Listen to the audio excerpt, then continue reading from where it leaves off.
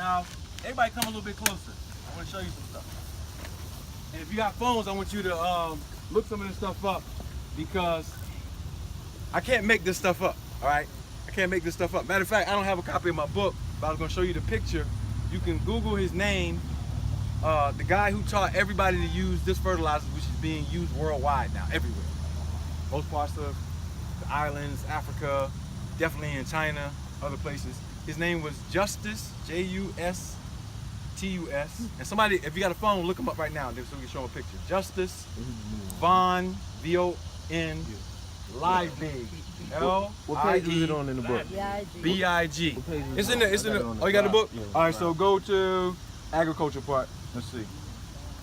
What we doing the agricultural part? I remember the name. All right.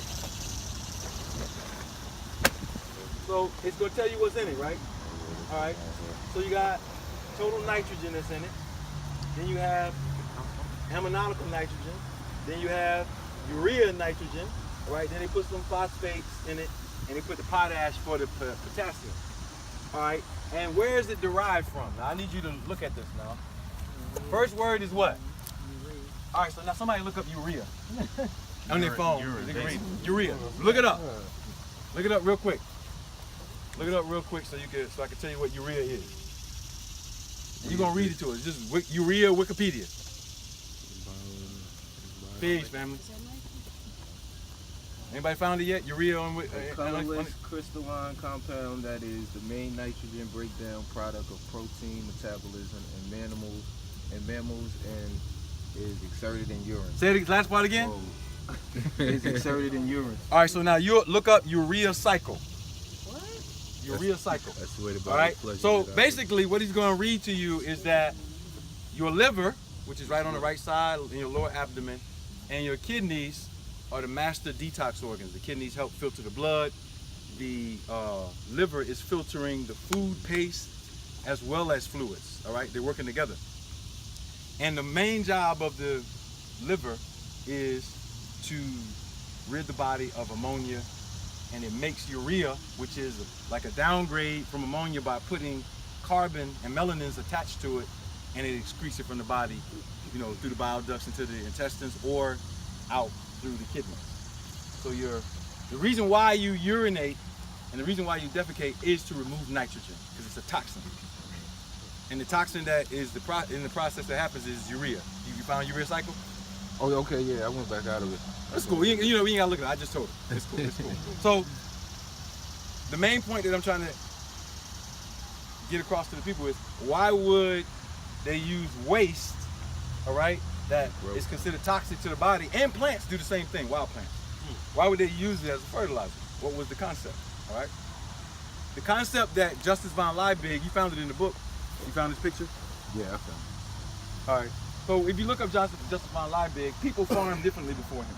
He was a German agriculturalist. Lived in the 1800s. And basically, he came up with the theory. That's him. I don't even know if y'all can see that. That's him. All right. So him and another German, I put this in the book, Julius Hensel. Julius Hensel, have you ever heard of Arnold Ehret, the mucusless diet? Mm-hmm. Have you heard? Okay. Yes, sir. Julius Hensel was one of the people that Arnold Ehret studied from, because Arnold Ehret's family was from Germany. And Hensel was using basically the African way to do agriculture. You know what I mean? In Germany during that time, they had done a lot of research in Egypt, and it wasn't just like how we do research. We talking about Asar and all the other stuff. They was looking at how the people lived along the Nile. And one of the things that they did is they used stone meal. Stone meal is they had rock quarries with limestone. They would grind up the limestone and treat the banks where they would grow all the agriculture, because it kept the minerals in the soil. All right? And so they kept their civilization healthy until they went to war with people, and they broke up how their society was ran. So when the Persians and other people came in, it kind of destroyed the agriculture, and it displaced everything. But the point is that this is an indigenous form of agriculture when we use minerals instead of nitrogen. All right?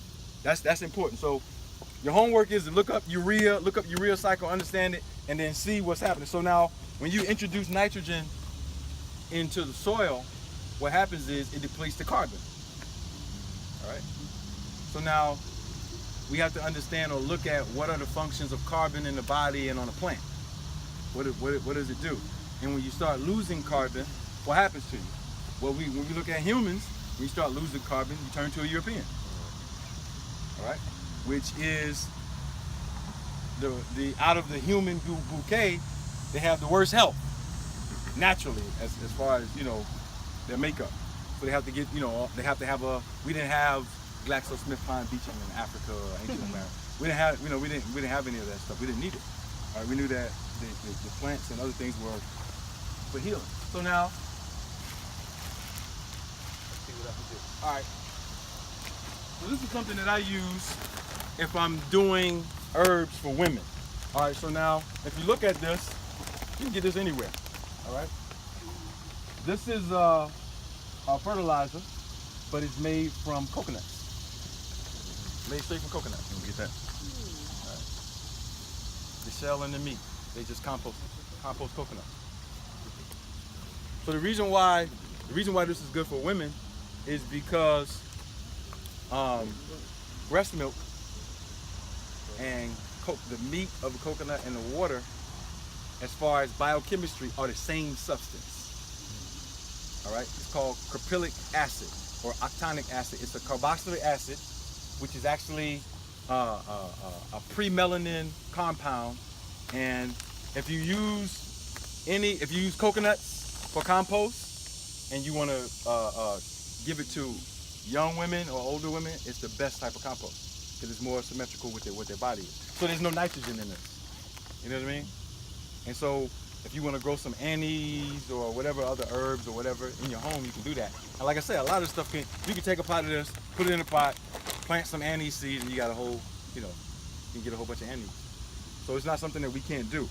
All right, so just understanding those things. Now the other thing is, if you want to replenish soil, all right, if you want to replenish soil, this is basic fertilizer, but it's made from trees, wild trees. So this is what's going to happen. What's going to happen to you? You go in Home Depot, this is what you're going to see. You're going to see this stuff. You might see some of this stuff. You might see some of this stuff. Everybody that's a farmer is going to tell you to use this stuff. The stuff that's made out of urea. All right? And so that's a big issue. That's a big problem. All right? Because what we're doing is, biochemically, we're going against our own chemical makeup. Now, let's go a little bit further than that. First of all, farming is new on the planet. You got to get that down in our head. Farming is only about 10,000 years old. Prior to that, we foraged our food in the wild. Literally, we had our little villages or whatever. We went and we lived in locations that were commensurate with our melanin. Mangoes over here, coconuts over here, everything was over there. And for the most part, the most healthy and the original diet of human beings was to eat fruit.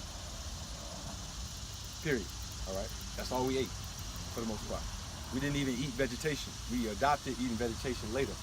And we can tell by how our anatomies are made up that the first humans are fruitarian. How do we know that for a fact? I can prove it through anatomy. How do we know it? Because the body only uses two things to build itself and for energy. It don't use nothing else. And the two things are minerals to keep the structure and carbohydrates for fuel. It doesn't use anything else. Nothing else. Everything else that you try to digest is waste. So you need to think about that. If you're not eating a plant or a fruit, it's not even real to your body. What is it? If you eat we do these things. You know, we eat some crackers or something, but the body's not digesting it. It's all waste. I'm telling you, it's not digesting not one atom of it. What it can do is, because there's preservatives in it, it can feed parasites. And that's all it's going to do. It's going to feed parasites. And then they start taking over your body. They take over your digestive tract. If you have it in your plants, you're feeding them other things, they're gonna take over the plants, they're gonna make the plants weaker, all of that. So, and I go for, because in the book we talk about this. So, think about what your body needs to live, since it's a living entity. The only thing that the body needs besides those minerals and that carbon is oxygen and water. And that's all the cell is making. The cell is literally like you take in air, breathe in and out. The cell is taking in oxygen and kicking out carbon dioxide. All your cells. So all your cells are breathing, unless you smother it, you know. And if you smother it with the stuff that we eat, of course, you know, the cells start dying. All right, so when we look at our problems, we have a whole bunch of food addictions going on. And we can't really call it food, it's just drugs. Food is nutrition, right? So it's a whole bunch of drugs. So when you go to the supermarket, it's actually a drugstore. You got all the stuff on the aisles that's in boxes. Food don't grow in boxes. And why are we eating it? You know, in boxes. So we adapt and we have some things, but most of your nutrition should be fruits or vegetables right now, you know what I mean? But even if you're eating the vegetation, the body only metabolizes carbohydrates. And if any of you get the book, if you go to the back of the book, I put the citric acid cycle and the cellular respiration cycle so you can see glycolysis, which is the breakdown of a carbohydrate, and how it leads to water, oxygen, and minerals in the cell. That's it. So, you know, the body doesn't know what soy is. You know, you eating some tofu, doesn't know what it is. All of our psychological problems in interacting with each other, all of our economic problems, which is the depletion of your creativity, all of our biological problems are based on our nutrition, period. Ain't no mystical gods, demons, spirits, curse nobody, you know, ain't nobody going, you know, none of that stuff is real in the sense of, you know, how we believe it. If we had myths and we had other meanings, the underlying meanings to it, you know, other psychology to it, then we have to peel through the myth. But the problem is how we're feeding ourselves and then what we think nutrition is, all right? So average person comes out in the sun, we in Georgia, once it gets up to 96, they're putting on sunscreen, even if they look like us. Why are you putting on sunscreen?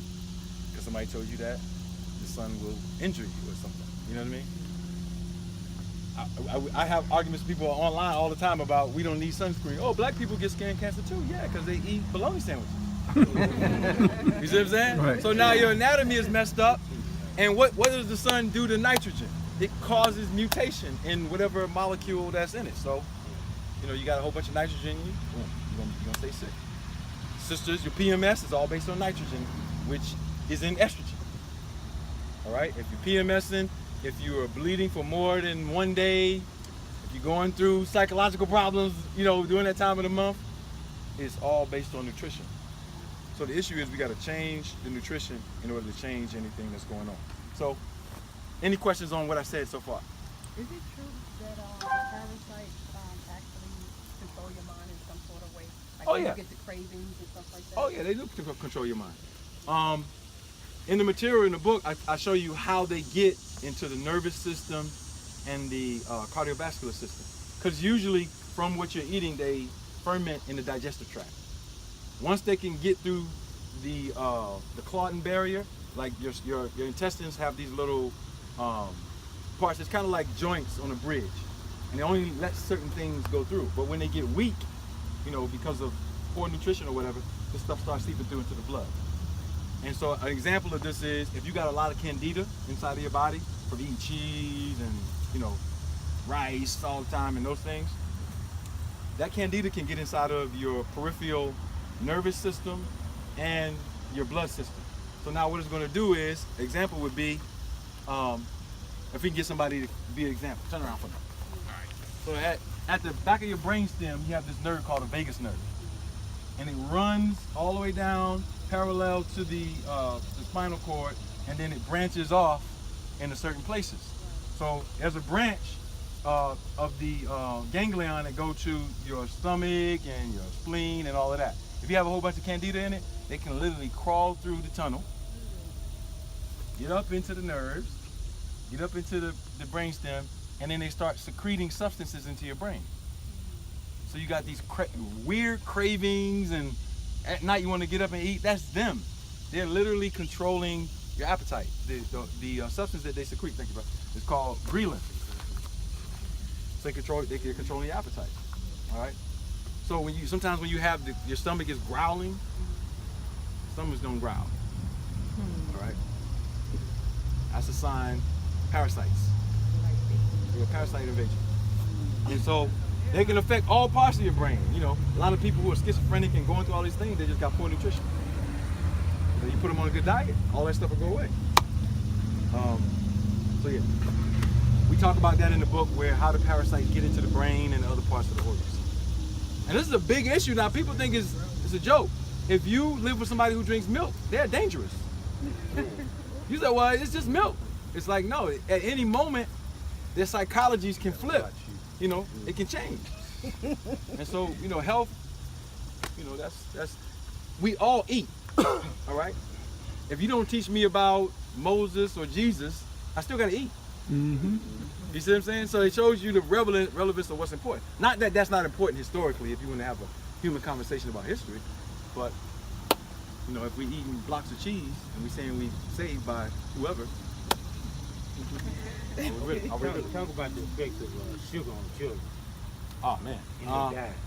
All right, so sugar.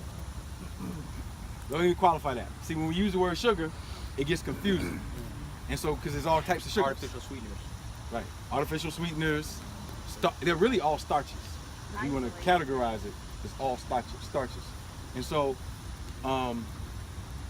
it has the same effect on adults and children, but the problem with children is they're going through the maturation of their body. And so the sugar, the synthetic sugars, starches, adversely affect the brain. All right? And essentially what's in it is what's called exopolysaccharides. It's a fancy word for starch slime. And so it creates circulation problems, you know, a neurovascular circulation problems, so you're not getting enough oxygen to the brain tissues. When you have children who have ADD, or they're labeled as ADD, ADHD, you know, attention deficit hyperactive disorder, all those disorders, it's a malfunction of the frontal lobe, all right? And the frontal lobe is not getting enough circulation and oxygen to the tissues, so the children are always going to be active, but if they can't focus, you see what I'm saying? There should be times where if it's time for them to focus, they can focus. They can't do it. The frontal lobe is scrambled. That's where you get all your focus, your reasoning from, you know, your interpretation of somebody communicating clear things to you. And so the sugar is a clogger. It clogs up the vascular system as far as the cardiovascular, arteries and veins, the lymphatic system, and it also damages the liver, because the liver is detoxing the starch and the nitrogen out. So if you get too much sugar in it, the doctors call it glucagon.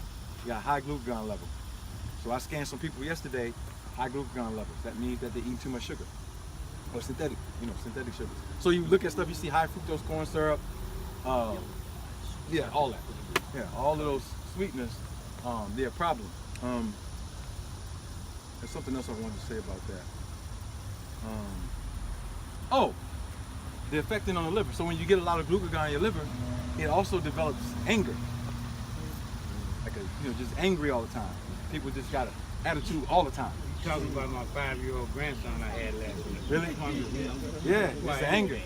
So the liver, when it's not functioning, you're not detoxing, it's carrying too many toxins, so it's going to affect your attitude. Your attitude is going to be real nasty. You know, not only can you not concentrate, you can't focus, but you're depressed and mad and going through mood swings. And so, you got to keep that organ healthy and clean. One thing piggybacking, I noticed it messes with the younger boys different than the younger females. I have little cousins and I watch them when they're junk, and my little cousins, the females are fine, but it's the dudes that they can't focus, they can't stay still, they're getting kicked out of school and stuff like that. Yeah.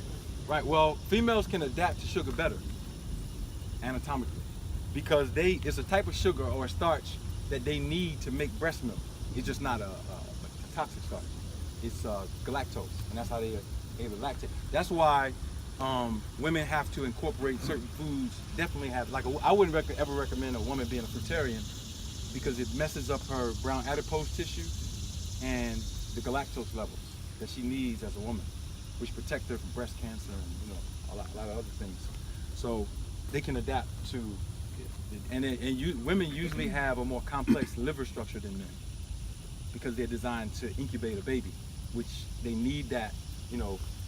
Nature gave them that to help with the gestation of the child to protect the child. So you're saying they need more vegetables? No, I'm saying that women deal with toxicity better than men Easier. because they have a more advanced liver structure. So he was making an example of young women who are on a bad diet and young men, and the young men affected more. You know, they're more. And also, you know, also that's psychological too, because of the pressures that are put on our the young indigenous men. Like, we start at young and we don't see those things that are being imparted upon, but you can use the doll test.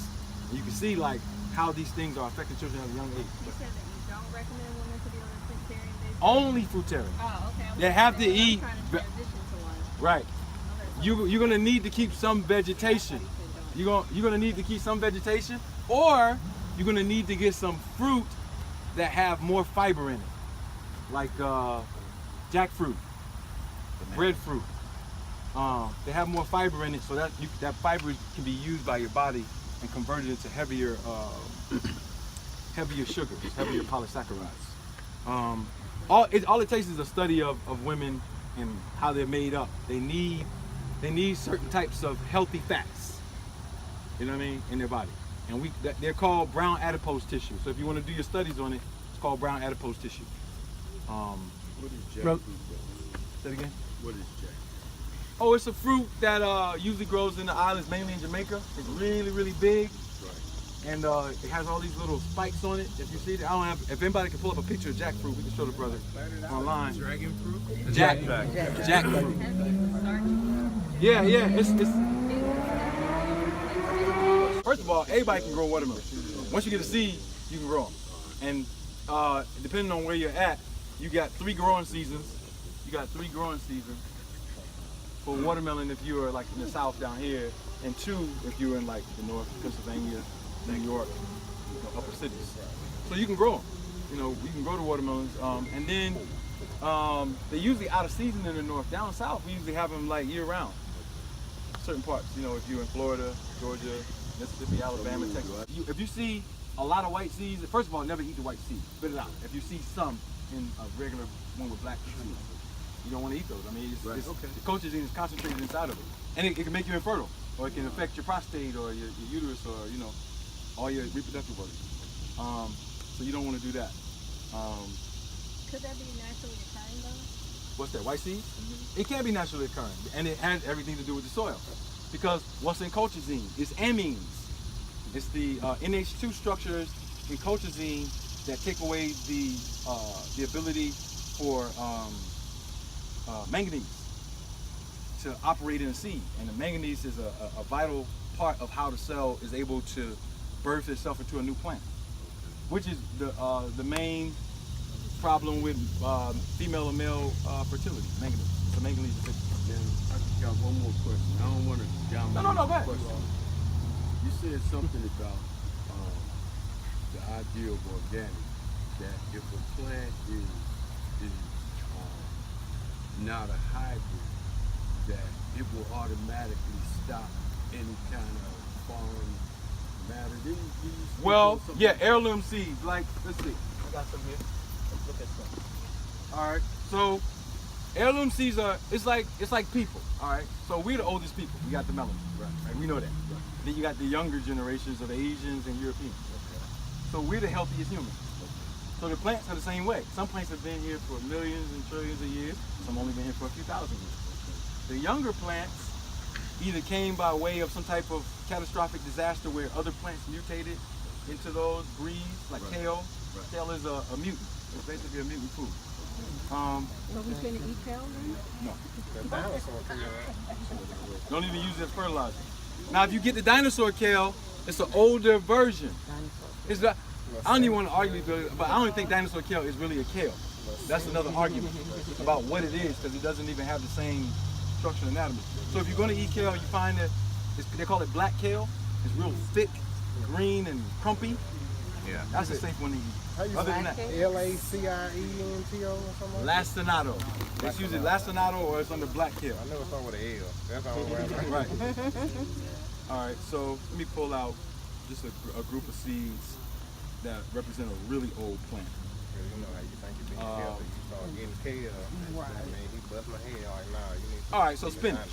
All right, I got some spinach. I got some Malabar spinach right here. I can only find that at Whole Foods. The regular spinach in your store in every supermarket is the same spinach. It's called Savoy. As a matter of fact, somebody's growing some Savoy over here, which is all right. It's cool. I wouldn't grow Savoy, but they're growing some. So the original spinaches on this land are Malabar, or they call it Egyptian spinach, but it's actually American. I don't know why they call it Egyptian spinach. What about lamb's quarter? Lamb's quarter. That's another one. That's another natural spinach. So spinach is a generic name. So unless you know the taxonomy of the plant, you can get lost. So the problem with Savoy spinach is Savoy spinach has been infused with E. coli since like the 1960s.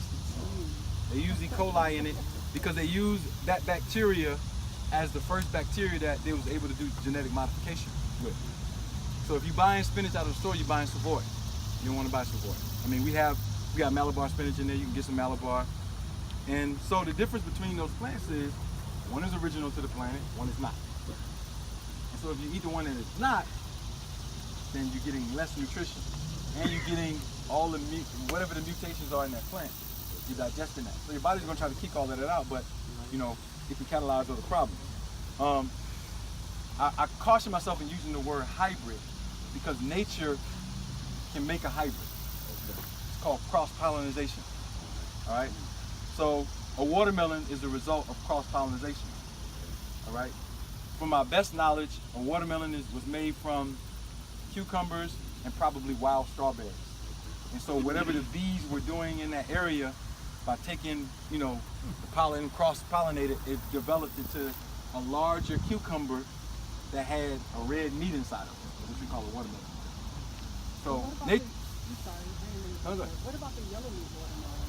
Like, that's cultivation. That's cultivation. You can turn the meat yellow by using certain fertilizers and growing it. Or you can change the shape of the watermelon. That's all farmer science. You can change it from the elongation to a rounder shape. Same with the What about? You can change the shape. Oh yeah, you can change the shape up. Because I mean, most of the cucumbers that are older are round, like lemon cucumbers. You know, some of the other stuff. I had some lemon cucumbers here that we harvested. They're green. They're yellow with green stripes on it. You wouldn't even know it's a cucumber. You look at it like, what is that? It's some kind of squash. You know, So all this is in your book. yeah, I talk about hybridization because genetic modification is what we need to watch out for. Because nature can make hybrids. But you were saying something about organic. Organic is, Right. Okay, so the term organic can be tricky, but we need to understand what it is. Organic means simply that they didn't use certain types of fertilizers. Okay. But the problem is they're still using nitrogen as the basis of it. So it still, over time, affects the plant. There's no pesticides on it. Right. They spray it with all the other stuff, but you know, still dealing with that issue. So really, organic food is food that we know that we grew ourselves when you really get down to it. Or wild. Wild food is the real organic food on this planet. But what happened is when we started farming, we started eating so much of the vegetation. The vegetation was the natural compost. That's how we started losing a lot of the soil vitality first. Is we were eating too much of the vegetation. But you know, in certain areas, stuff doesn't grow like it is because it's like this. If you get a whole bunch of candida inside your body is constantly trying to detox it. But you ever been on a fast and you get tired, you get sleepy, and you gotta rest because your body. The earth is like that too, because the earth has some entities on it that don't belong on it. Right. So it's doing things like, for instance, there's certain things in nature that aren't natural that the earth is doing to deprive entities of their existence, like a desert. Right. A desert isn't natural. That's the earth response to something that's happening in the environment. So you were saying that when we started agriculture and we started eating the vegetation too fast, and then it wasn't there to like, Well, we knew back then how to enrich the soil a little bit better than we know now, but now, you know, we stuff like I was reading something that's how a lot of that vast desert area came to exist. yeah, because it depletes the soil. Right. Like, all right, so we got this farm right here. We got other farms in Georgia. We got this farm. Right. I can tell, this is my first year using this one. I can tell that this soil is overworked. After 10 years of working soil, there's no more minerals in the soil. Unless you're doing something to put the minerals back in. All right? So we did crop rotation and other stuff, you know. And they try to implement those things now, but they're using green manures and cover crops. Some of you might have heard of those terms. These are using crops that are high in nitrogen that can help, in their mindset, the soil get back enriched. But when you read the studies, you know, we got a soil disaster in America. What are your thoughts on human manure? Say it again? Human manure. There's a big movement happening. I have no idea. I never heard that. Human manure? Human manure. Oh, human manure. I thought you said human manure. I was like, it should be flushed. Good sewer system. It's waste. What I'm trying to get inside my mind is what's making people think that waste is going to. So now this is what the earth does. If you are eating healthy, then the waste in short time periods and longer time periods will turn into things. An example would be oil. Oil is under the ground as a result of decayed humans, plants, and everything that was in nature. All right? And so when you go and you get oil out of the ground, you're getting old plants that are millions of humans. It's all made into carbon. It's like liquid melanin, right? So you can get agricultural vitality from that, right? Because usually those people weren't eating like we're eating, but if you got people eating pigs or whatever, you know what I mean? And then even if they're eating healthy and they're first generation healthy eaters, you don't want to be putting human manure on you. You don't want to do that. Well, quick question. Well, actually, two quick questions. Are you going to talk about at some point, or maybe you already have, how you can replenish the soil and That's how what I was about to go into because I got cut off. All right, so look. I mean, let me ask you this real one before you answer that. Going back to the maturation of the body, when the brother was asking a question about sugar, you know, harming us, and particularly young people. I used to be a painter, but I went to the study talk. I don't know how true it is, so I'm gonna put it out there. Where he talked about lead, and when the body's young, why lead dust and lead paint was so detrimental to youth is because the brain cells are still developing. So he kind of used this analogy of a food line. When the blood is going through and minerals are snatching off the thing, and they need iron. Lead properties and iron are very similar. Right. So when they grab the lead, the problem is the lead never leaves the cell, so then the iron can't get in, so you get that, you know, undeveloped brain. What about, so you get those problems because you never got it in. So I guess it's true based on your reaction. Right. But then, so when we're talking about sugar and a child's body getting that sugar early, that artificial sugars early, so can that process be okay. It's easier to get the sugars out than it is to get the lead out. Okay. But you can get the lead out. One of the number one things you can use to get the lead out is sea vegetables or liquid iodine treatments. Right, and the damage done early, that can be reversed by getting it out and putting on a better diet.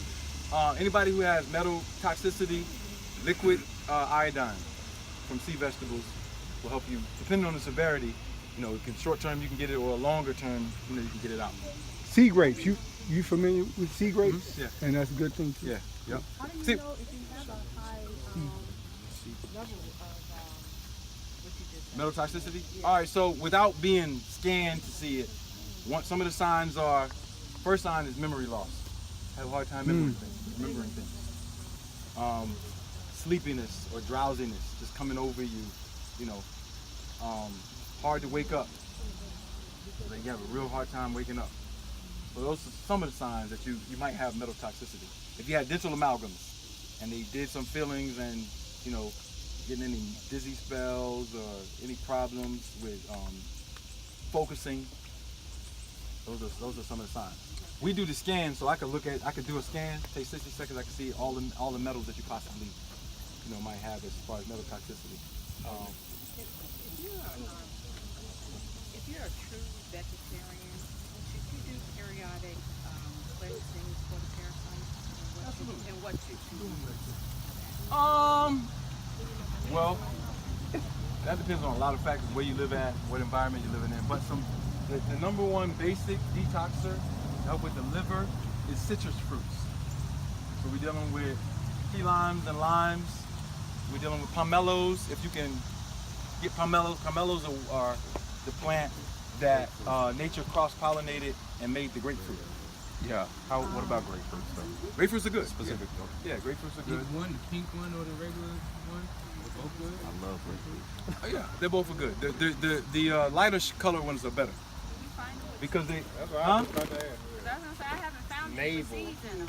Wait, grapefruit? Yeah, we have them in Philly with seeds, and they have them here at sometimes at the Whole Foods on Ponce de Leon. They have them. Yeah, they have seeds. A lot of the limes and grapefruit and some of the oranges, if you're still eating oranges or whatever, they do come organic, but they're seedless. So you have to ask the people, you know, do you have seeded? Navel grapefruits and navel oranges. Huh? I hadn't seen the orange or grapefruit with seeds in it. Yeah. The best oranges to eat are the blood oranges. I don't know if y'all ever had blood oranges. That shit smells great. But I do want to walk around because I want to show you a few things. Just a few things about some of the things that I talked about so you can detect what's good and what's not good. All right? So let's walk around a little bit. I want to show you a few things. Own immune systems, and they've been here with insects for long, and so they fight for existence. So they develop immune systems when they're vital. It's like you. If you have a vital body, you can develop immune system so things that hurt other people won't hurt you. You know what I mean? So you can look at this plant, basic string bean plant, all right? And you see the leaves. Now sometimes when you have the leaves and they're like this, it's okay if it's only small holes. But this is either beetle infestation or cabbage worm. Oh yeah, exactly. I said like that You beetle. might even, yeah, you see one? Yeah, right Okay. there. All right, so yeah, the beetles I see all and bugs. the cabbage worms and all of them, they come here and they infest the plant. So this plant is sick. You can't eat this. Let's toe up. You can't eat this. This plant is sick.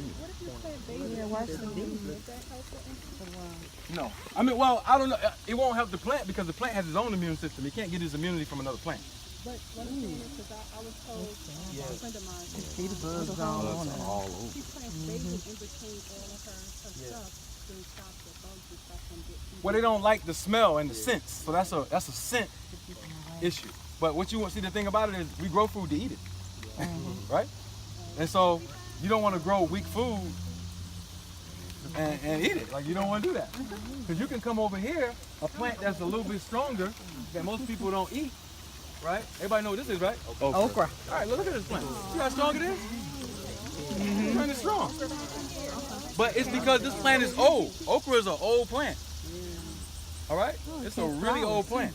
Yeah, I didn't know. And so if you got diabetes or people with blood sugar issues, as far as vegetation, they can chop up some raw okra and put it in their salads, and they take their blood sugar down like in minutes, literally.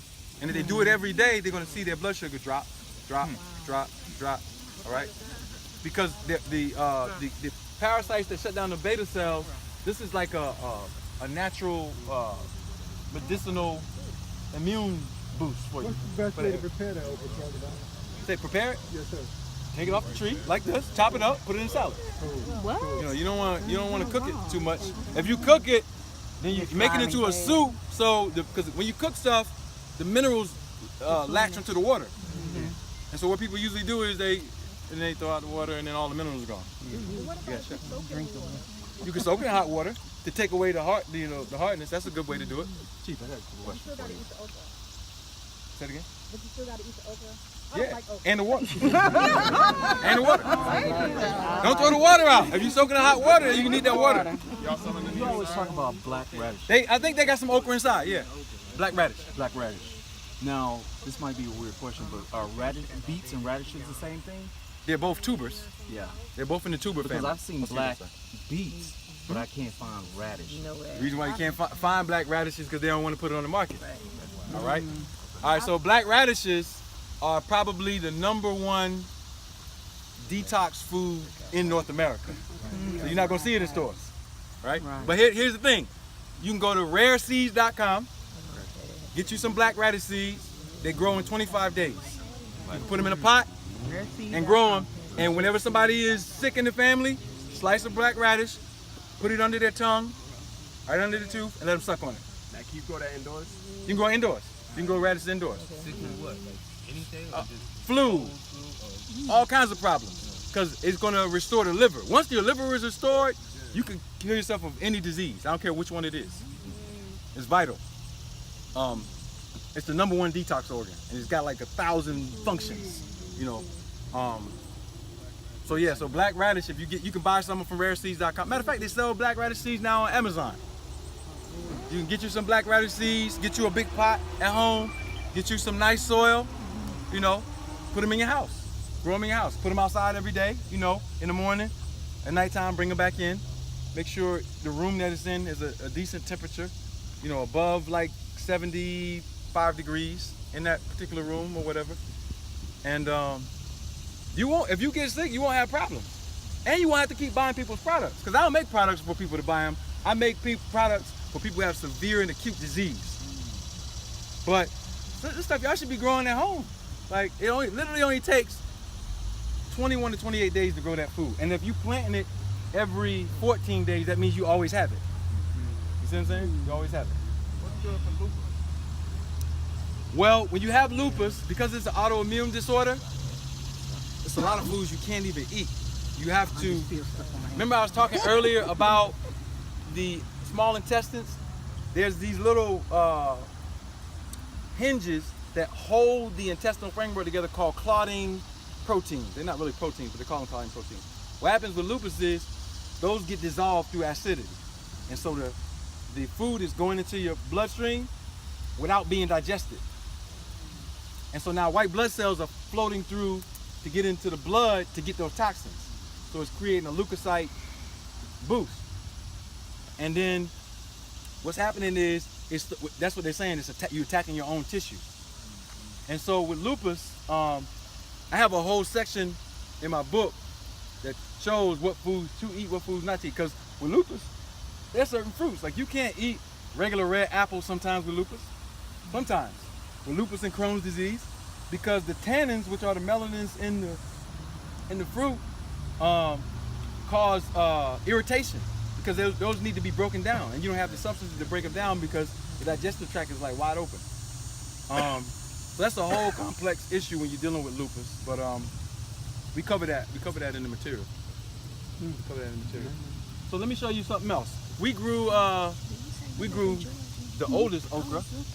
Let's see if we still got them. See, some of these plots, I gotta go through all of them. Okay.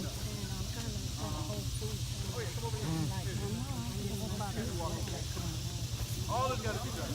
There's like leaves everywhere, right? So look, I'm gonna take this off. Oh no. Now this is what okra is supposed to actually look like. This is what it's supposed to look like right here. Huh? He said I give you $5 if you get it right now. I'm taking this back with me. This is what okra is supposed to look like. This is what okra with melanin. Purple. They give like all kind of different names for it. Literally, you can just Google purple okra. All right? But all the original, because okra is a fruit, first of all, let's get that straight. Okra is a fruit, right? Right? It's a fruit. So all the original fruit have some type of melanin in their skins. That's one of the signs that you got a problem if you don't have, you know, high levels of melanin inside of the skin of the fruit. And what else I want to say about this? This is heirloom. I got this as an heirloom seed, and it grew quick. It grew really quick. So again, problems with blood sugar, any of that, you can get these guys. You know what I mean? When you say heirloom, what does that mean? Heirloom means that the seed cultivation here probably goes back beyond the 1820s, which means it was handed down from farmer to farmer to farmer to farmer, and so people kept those particular seeds. And those seeds represent the oldest seeds of the plants on this land that they were cultivating. With slight changes, you know what I mean? So another reason why this is important, this is a sign that the plant not only went through photosynthesis, but something I call phototropism. All right, phototropism is the making of melanin in the skins of fruit. The reason why that's important is this is how you build your immunity or maintain your healthy immunity. All right.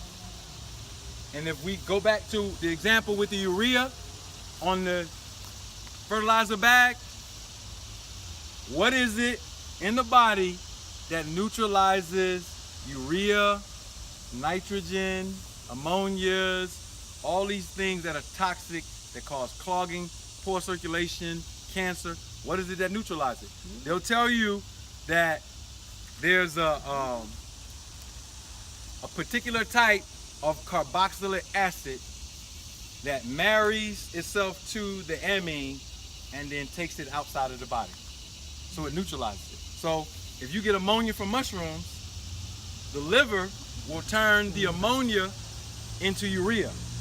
That's a less toxic substance, but it has the amine. And then you have what's called deamination, where the melanin releases it into the kidney or the bile to go get excreted out of the body. So melanin is your immune system. That's my point. Literally. All right? And the problem with all of these discussions is we need more agriculturalists, scientists, and nutrition who study the black body. Because the scientists who study, they put it in expensive, rare journals, and they hide the information to you. And then there's a literal concerted plot for you to increase your nitrogen in your soil. What's the one thing they tell you when you want to get in shape? You got to get your protein. You got to get your protein. You got to get your protein. The black body is allergic to protein. You're taking protein shakes, you know, you're looking all big and cut up. That's obesity. One of the things I did in the book is I showed Arnold Schwarzenegger when he was in his 30s. Then I showed him now in his 60s. And he went through what I call protein collapse. Right? It's when you get over the 50s and you can't hold your form no more. Right? Then I showed next to him a white fruitarian.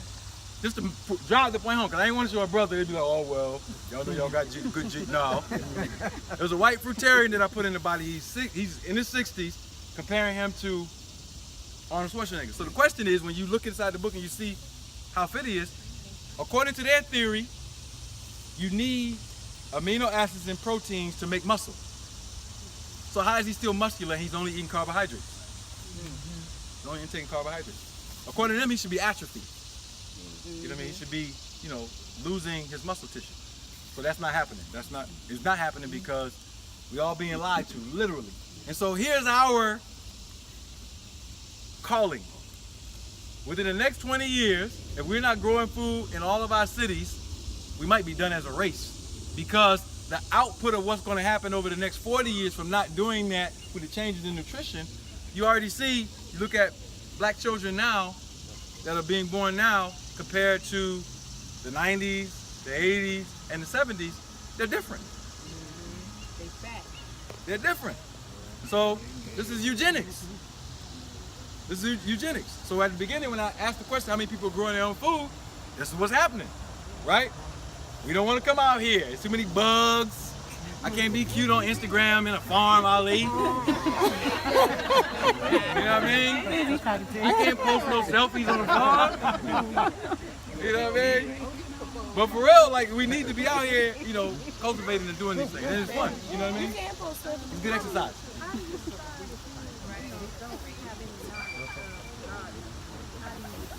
All right. So this is the first thing. We all talk to each other. We all have social media. She said, how do we start? How do we, you know, start this up? I recommend first you get the book, because we have copies today, so you can learn about the soil and plants and all those different things. Yeah, well, turning the soil is just to soften up the earth. But then you got to put the right soil in. So I think y'all came a little bit later, but at the beginning of this, we talked about what type of soil to use and what type not to use. So this is what we're going to do, because we got 3 different locations now. We're going to create social media groups where you can go to and, you know, get fast knowledge on it. Exactly. So we could do that today. I can get somebody to create the Honor Farming Group. Because we've been doing it, we got enough knowledge, and you can go there and learn where to buy seeds and where to do those things. If you don't get the book, because the book has all the information in it, so we can go to social media and you can just get it quick. So we can start a group. Matter of fact, I'll start it today. We got some time in between before we start the next lecture. I'll create it, and then we just share the links, where to buy seeds from, what type of soil to get, because all of us need to be doing it. You know what I mean? Doc, my niece has MS. I told her I would ask. Okay. Who?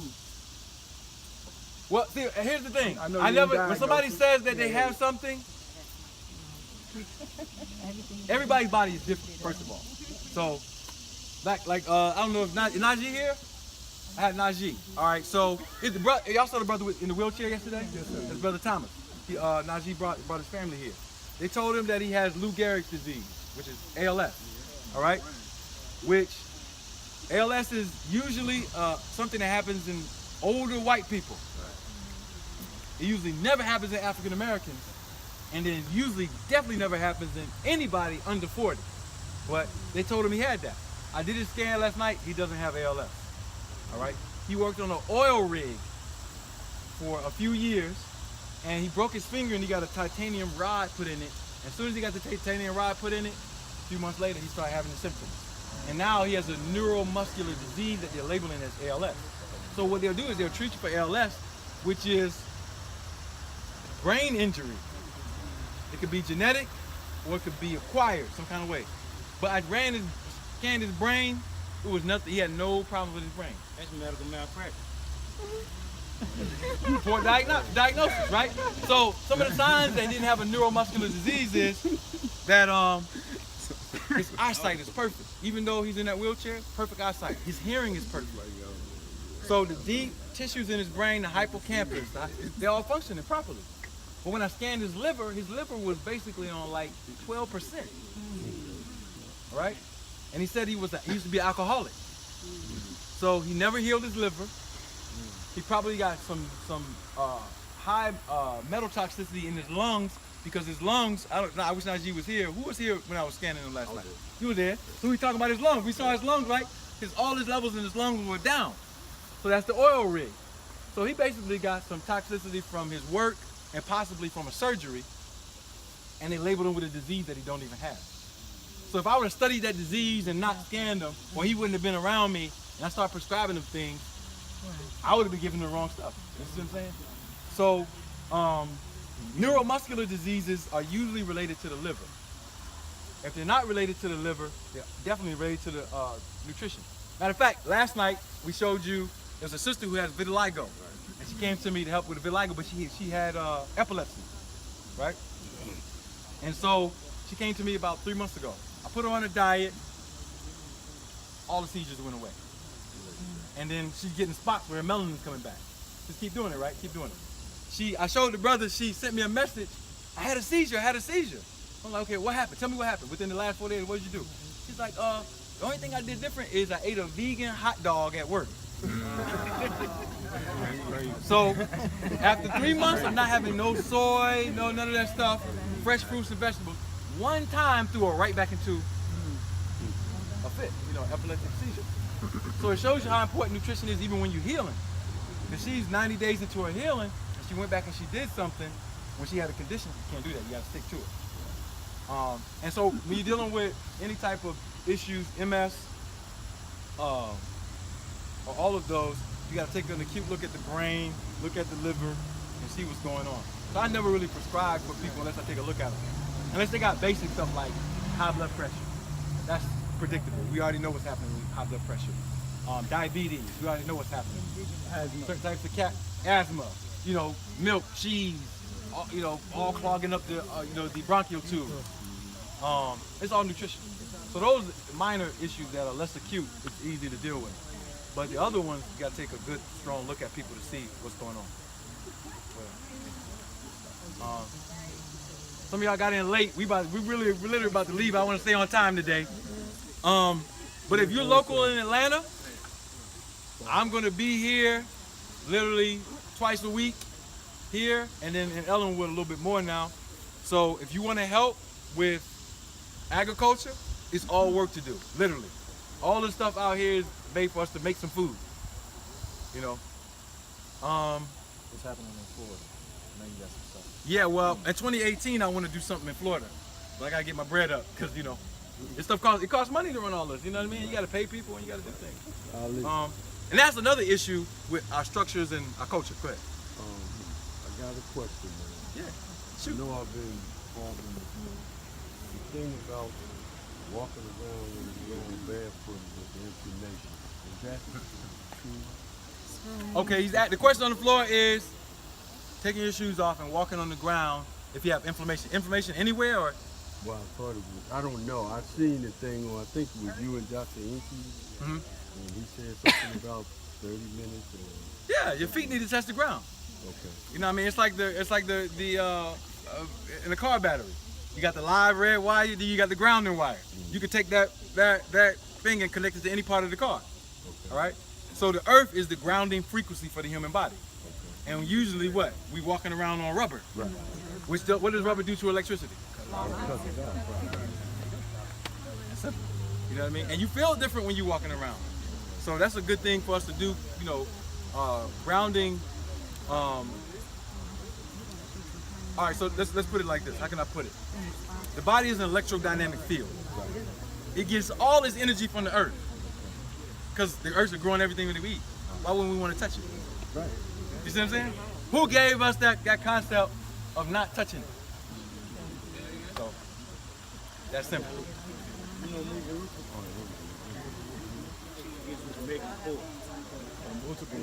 Oh yeah, okay, yeah. You know, he don't wear shoes. He don't never wear shoes. How old is he? Quite healthy? I don't know how old he is. He never wears shoes. I met him a couple times. He never wears shoes. Yeah? He go all throughout the earth. Perform. Right. He never wears shoes. Wow. Yeah. You know what I mean? We gotta get back to nature. Yeah. Time? What? Okay. When we planting, does it matter because you know how you read the seed package and it say plant it like 1 feet apart and all this and that? Does that really matter? It does sometimes depending on how big the plant is, because the plant's roots need space to get nutrients. So, but you'll see it immediately because what'll happen is, if it's too. Matter of fact, here's an experiment. Look, I did this intentionally. What's this right here? Anybody know what this is? Corn. It died. Well, I knew it was going to die. Look how close it is. It's too close. But I did this intentionally. This is one of my plots that I did. The corn wouldn't grow. And I grew this corn and I used the ammonium nitrate fertilizer. After like 8 weeks. You know what I mean? That's all dead now. You know what I mean? So, what other stuff here? We got some blueberries and stuff over there. Yeah, well, you know what? I haven't been here in a month. You know what I mean? And so some of these plots, they looking crazy. But here's the thing. All right, so now, I gotta say this. There's nothing wrong with weeds. So don't use Roundup Ready. Anybody ever heard of Roundup? The de-weeder? Please don't ever put that on anything that you have. De-weeders. The weeders. All right, they're made to kill wild plants. All right? And so there's certain proteins in it that neutralize the plant's ability to continue to grow. But if you put that inside your plants, like, so there's nothing wrong with weeds. What you can do with the weeds is you can pull them up and use them as compost. That's it. That's the best way to deal with them. Because if you use the glyphosate and all those other things, you're gonna make your soil toxic. You're gonna make your soil toxic. Yes. Somebody who never planted anything. Oh wait, this right here. No, he's actually some low. Oh no. But some of the weeds are actual, some actual plants. Like you got a little bit of this amaranth right here that's growing.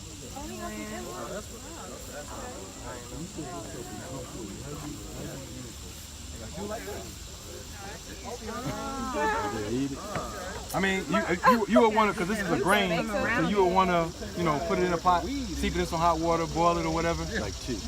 Yep, you can eat it. This is all iron right here, all like got a handful of iron.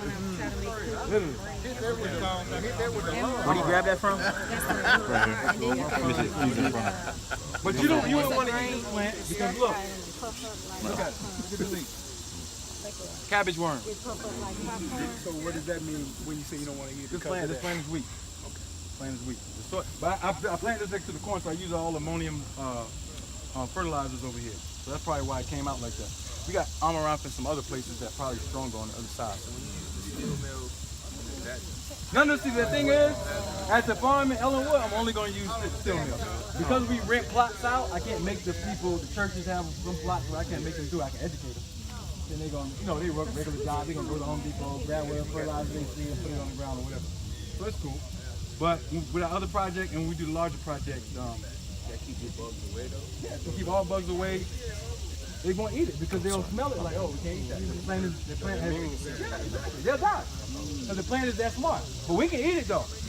Because nature designed it. So we can eat stuff that the insects can't eat and we won't get sick. So nature is complex like that. You know what I mean? What's the best way to clean off, like if you're getting fruits and vegetables from the supermarket, what's the best way to clean it off besides running the water on it? Lime, baking soda. Soak it in it? Don't rinse it. You got apples, whatever. Just put you some baking soda inside of the lime. It's gonna fill up like soda. Take your vegetation, rinse it off, wash it off. The bicarbonates will kill anything that's viral or toxic, and the lime will keep it preserved so it'll last longer. Yeah, a lot of West Africans, they don't use lemon, they use lime. Yeah. Yep. So not food grade hydrogen peroxide? Peroxide can be used. Peroxide is something that you can use to clean. Yeah, peroxide just to clean surfaces. Yeah. You're better off using the lime though because what depends on what water. Yeah, you're better off using the lime. Peroxide, It's not gonna sting you. Peroxide can cause free radicals inside of your tissues. Huh? I was talking about the yeah, they be out here. They're deep everywhere. In a regular day, they're deep. So, oh man, I brought a whole bunch of seeds. I wanted to give y'all some seeds out. Okay. You got any amaranth? I plant. There's some in here somewhere. I'm gonna use mine. I can leave this bag out. I can pass it around and take some seeds out. These are all heirloom seeds. I started off I don't sell seeds, but you can buy some from rareseeds.com or whatever. I don't know. Is that legal reason? Like that? Huh? Sound like it's legal reason. No. I'm not trying to enslave the plant. Yeah. This is you can go compare it. This is like It's gonna turn the same color that one? no. It's turn the same color. That one's gonna stay green. You ever seen regular okra? parsnip. This is an older variety. He should have some if he harvested. See what was happening now is August. Cabbage. So tomato, some of the stuff that he took inside, he might have it. Some of it he might not. cabbage press. Here, I'll just pass them around. Tomatoes. Yes, you in the house. Down, see if anybody wants some. You got 3 growing periods where you live at. So you can plant, your last plant can be in September, and you can still harvest into November. Because y'all cold weather, whatever, small cold. Maybe January. Yeah, exactly. Yeah, we just hold on. Carrot. But then you got 2 growing seasons. There's so many in here. I can get a thing I can split it with somebody. Carrot. Is there something you want? red, Particular seeds? I'm saying, was they in that bag? Oh yeah, this in there. Some If they don't get it. lettuce, black All right, look, check it out. Wait. I know you're gonna ask a lot of questions or whatever. It's 11:30. We gotta be at the facility by 1. So I want to start by 1:30. And I got like 50 things to do before I get there, so I want to make sure people got some